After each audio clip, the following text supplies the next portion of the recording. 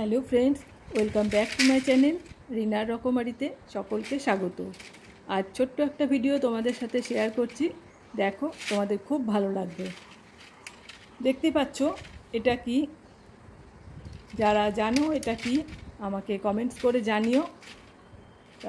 আমি ঘরে ছিলাম, হঠাৎ আওয়াজ পেয়ে আমি বারান্দায় জানলা দিয়ে দেখছি যে এইরকম লাঠিটা পড়ে আছে আর এটাকে ঠেলে ও নামানোর চেষ্টা করছে।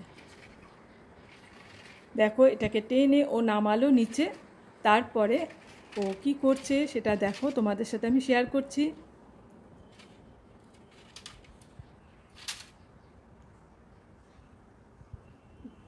লাঠিটাকে নামানোর পর দেখো ও ভেতর থেকে কিছু খাওয়ার চেষ্টা করছে।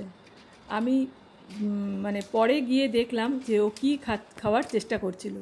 এই লাঠিটার ভেতরে কালো কালো যে কাঠ পিঁপড়েগুলো হয় সেইগুলো বাসা বেঁধেছে আর ডিম পেড়েছে পিঁপড়ে।